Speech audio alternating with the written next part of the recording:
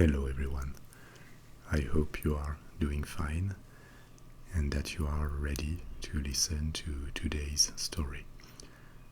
Because today I'm going to tell you the history of perfume. Perfume makes us think first about fine fragrances, and I am going to talk about that too.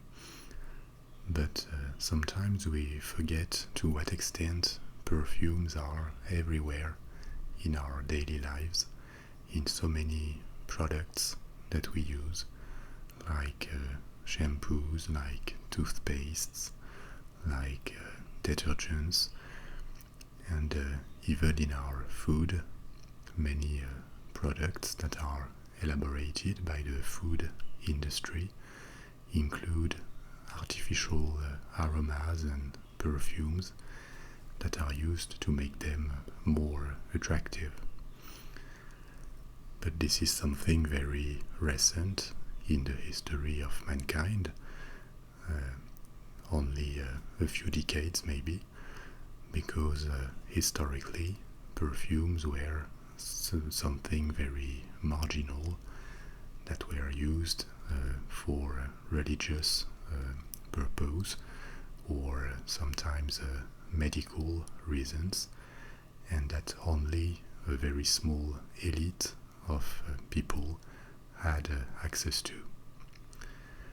And this is the story I would like to tell you today, how the conception of perfumes, how the taste, how the ingredients have evolved over time since it appeared in the Antiquity. As usual, our story starts long ago, about 4,000 years ago, in Mesopotamia and ancient Egypt. This is where perfume was born, but under a form that looks very archaic in comparison with perfume as we know it today. The modern form of perfume is a mixture of essential oils that have been extracted from various ingredients that can come from plants, but sometimes animals too. And these essential oils or olfactive compounds are diluted in alcohol or another substrate to make it usable. These early perfumes, especially in ancient Egypt, were made very differently, generally with aromatic plants that were mixed, crushed, and sometimes even cooked together before being mixed with oil in order to transfer their aromatic molecules to the oil. And the use of these perfumes was essentially religious. They were used in temples in ancient Egypt, especially. Perfumes were fabricated mainly by priests in temples, or they were used for rituals for the burial of people, and mummies, for example, were prepared, treated with various sorts of perfumes that were believed to be able to preserve not only the body but the soul too. The art of perfume flourished in ancient Egypt, and the Egyptians started to import some of the ingredients that were used to elaborate these perfumes in order to diversify them used sometimes ingredients that are still popular with the fragrance industry today, like incense, for example, like myrrh too, and various aromatic plants, basil, but also ingredients like honey or wine. For centuries, this art of perfume remained almost entirely limited to Egypt in the antique world, but what would change it and help spread the use of perfume in the rest of the world would be the conquest, the annexation of Egypt by the Romans. The Romans were admiring the Egyptian culture, and they quickly adopted the use of perfume that continued to be produced in Egypt but were exported to other parts of the Roman Empire, which made it reach Western Europe and Italy, North Africa, Turkey, and the art of perfume would continue to be developed by the Romans, still using many of the ingredients that the Egyptians had discovered and appreciated. However, in the 4th and 5th centuries, the Roman Empire started to collapse, especially in the West, and this made various aspects of the Roman culture and knowledge disappear. The knowledge of perfume remained in the Eastern Roman Empire, the Byzantine Empire, but even there the church was fighting against the use of perfumes, especially for profane reasons, and this contributed to a decline of perfume. But this would not last very long, because the next period when perfume flourished would be with the rise of the Muslim Empire, the Arab conquest of the Middle East, North Africa, and parts of Asia. The Arabs inherited a lot of knowledge and conceptions from the Greeks and the Romans, and they developed them, they pushed them further, leading to an intellectual and civilizational golden age when Europe was entering the Middle Age and had lost many of the culture of the Antiquity. The Arabs and the Persians too invented distillation, which was crucial to develop the modern form of perfumes.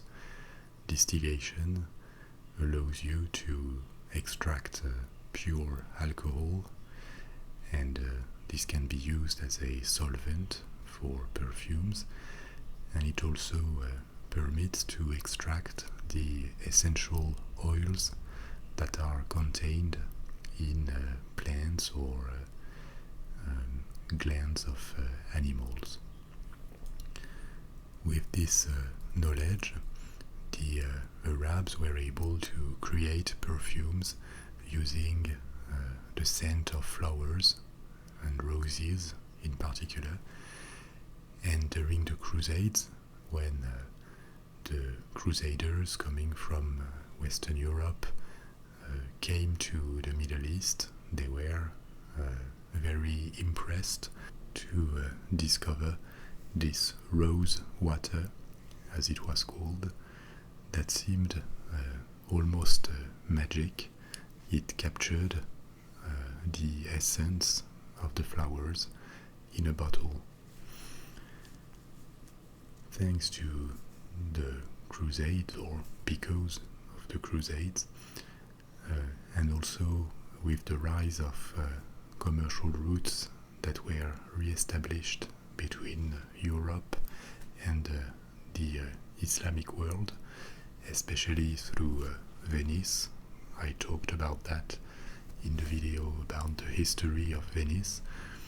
Perfume was progressively reintroduced to the Western world with the middle and the end of the Middle Age. And especially in the 14th century, it came back to Western Europe, where it was imported.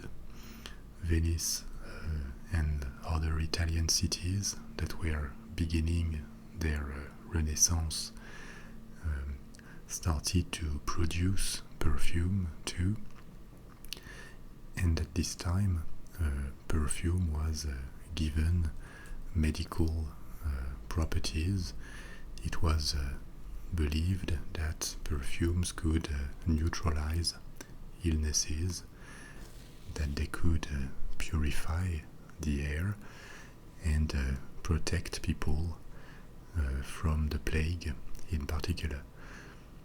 We know today that the plague was propagated by rats and fleas, not through the air, but this is a recent discovery, and in the Middle Age doctors were helpless in front of this disease, but nevertheless sometimes people tried to use masks in which various aromatic plants and perfumes were put, and the idea was that hiding the smells would protect them.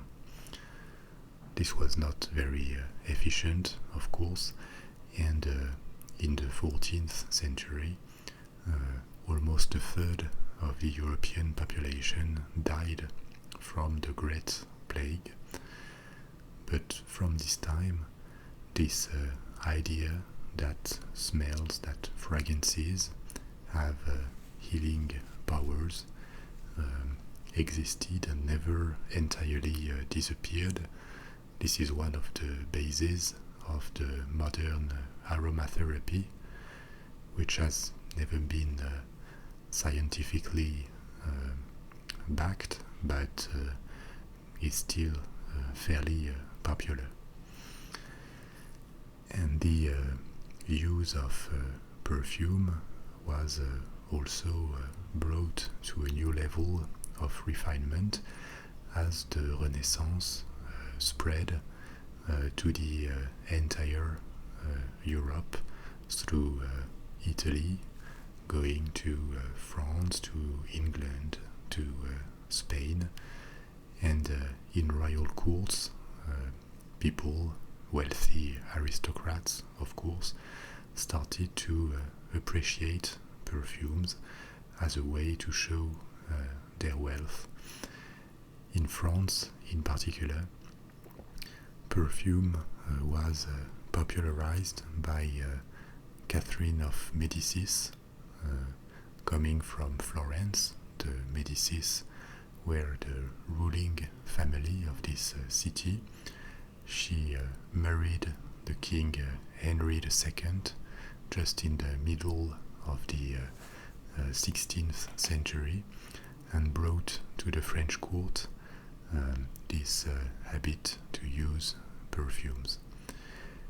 And with this habit, she also involuntarily created the French perfume industry, which developed from the 16th century and would grow dramatically in the 17th century.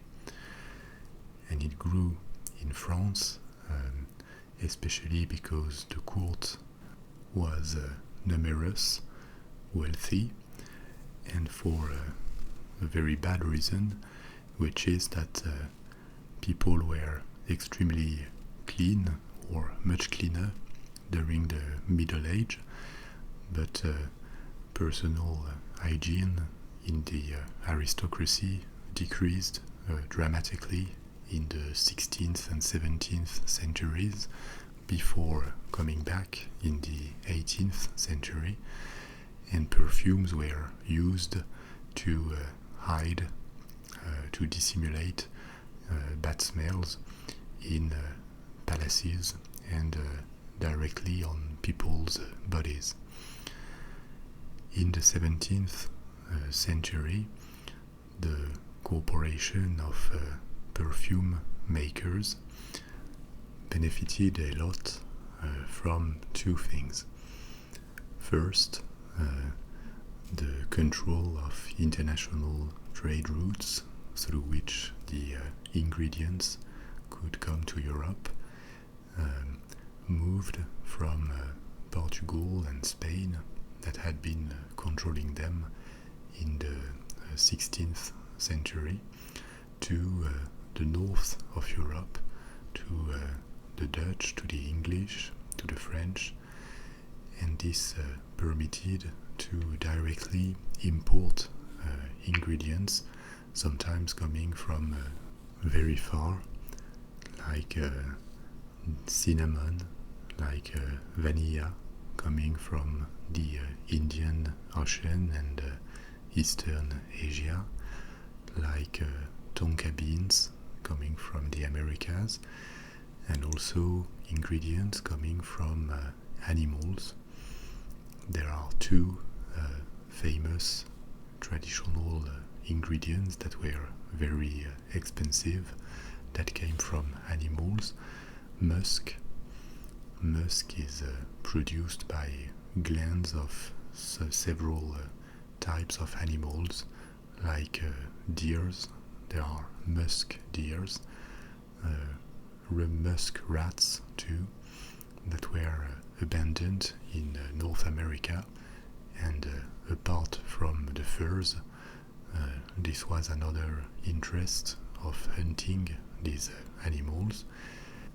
And another kind of very pricey ingredient was ambergris. Ambergris, there is sometimes a confusion with the stone amber. It is not coming from the ground at all. Ambergris comes from sperm whales.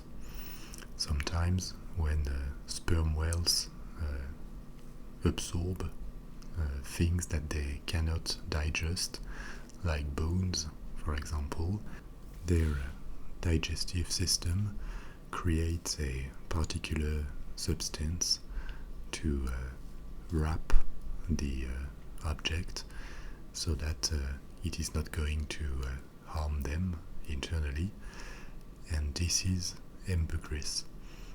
The sperm whale then evacuates this substance that typically floated on the ocean, sometimes drifting for months, until it reached a shore, and once it had been dried, this was used as an ingredient in fragrances for its capacity to fix and reinforce other types of smells.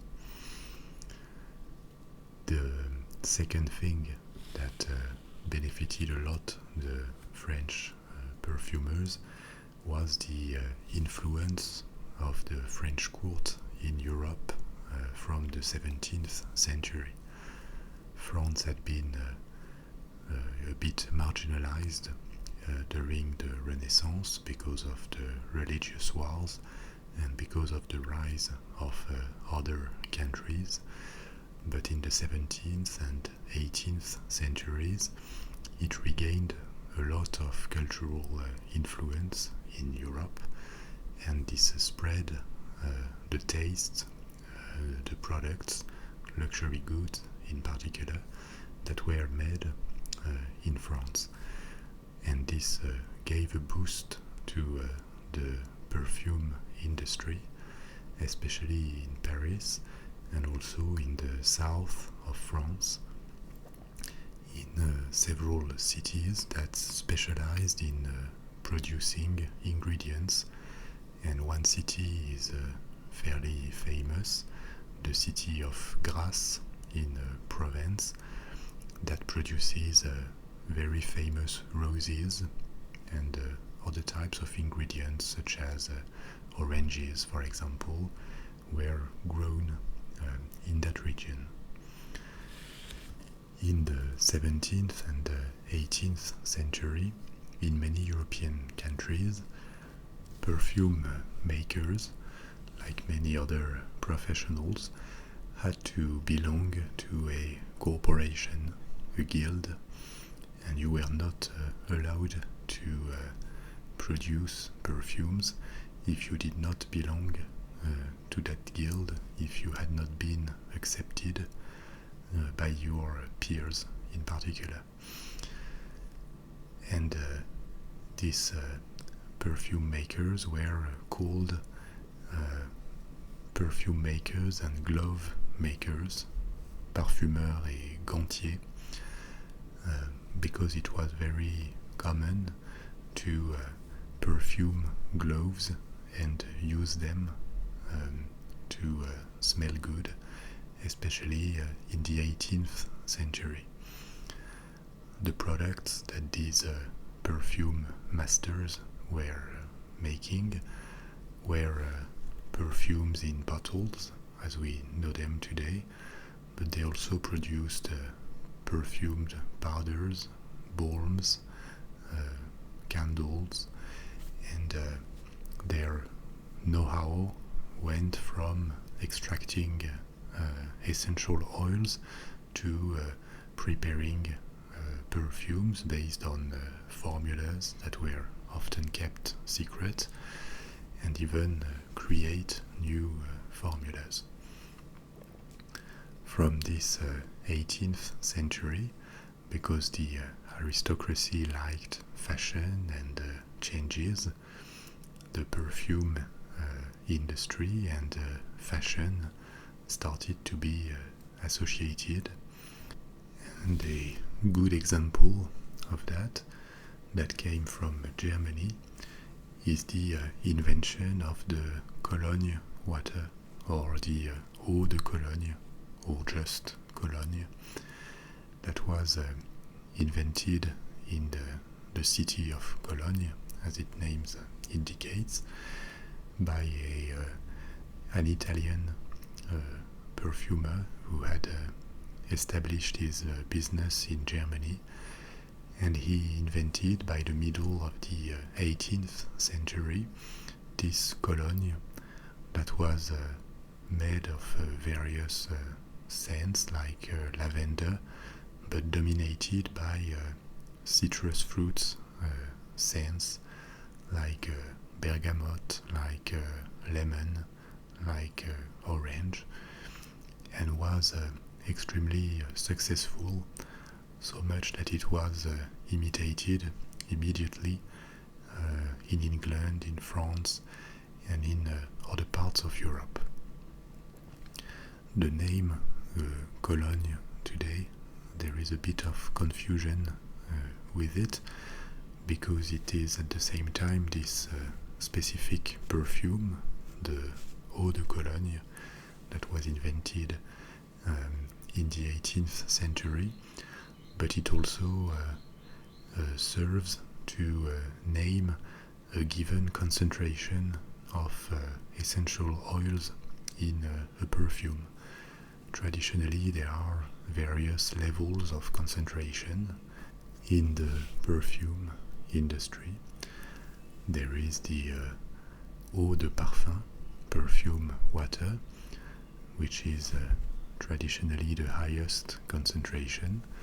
Then comes the eau de toilette, and finally, with the lowest concentration, typically 4 to 6%, of the content of a bottle comes the eau de Cologne. So Cologne has two meanings, in fact. It is at the same time these original perfumes, and by extension these perfumes that have specific notes dominated by citrus fruits, and it is also a level of concentration. The perfume sector, or the appetite for perfume, was not reduced during the French Revolution and the Napoleonic Wars, even though perfume industries developed in other countries. There were also perfume makers in Italy, in various parts of Germany, in England, and the next revolution for perfume would come in the last years of the 19th century, during the Industrial Revolution and with the progress of chemistry. Because until the second half of the 19th century, all ingredients had to be natural, which meant they were very expensive, and this limited access to perfume to an elite socially. But chemists in various countries, mainly England and Germany, started to discover and reproduce the aromatic molecules that were in natural ingredients. In particular, the vanillin was discovered, which is the perfect imitation of vanilla, and today this molecule is extremely popular still in food and perfumes alike. The coumarin too, which is the molecule that you find in tonka beans, the artificial musk too, and even though the perfume makers were very reticent to use these artificial molecules first, they progressively accepted them and started to create new perfumes in the last years of the 19th century and the very beginning of the 20th. New perfumes that used and acknowledged these artificial or industrial ingredients. And this industrial progress continued up to the point that new molecules that sometimes did not exist in nature and did not correspond to real ingredients appeared and started to be used too. And a very important breakthrough in the use of these molecules would be with the creator of the Chanel house, Coco Chanel, who sold. She did not create the perfumes, but she accepted them and sold them under her name, using new chemical compounds, especially the aldehydes, that are molecules that fix and amplify other scents. The most famous perfume fragrance using these aldehydes is the number 5, the numéro 5 by Chanel, which I think remains one of the most popular and sold fragrance in the world today. In the second half of the 20th century, artificial perfumes started to invade the consumer goods sector and entered into detergents, into all the products you can use in your bathroom, shampoos, soaps, toothpastes, many kinds of cosmetics. They entered the food industry too, and today the structure of this industry is very different from what it used to be in the past.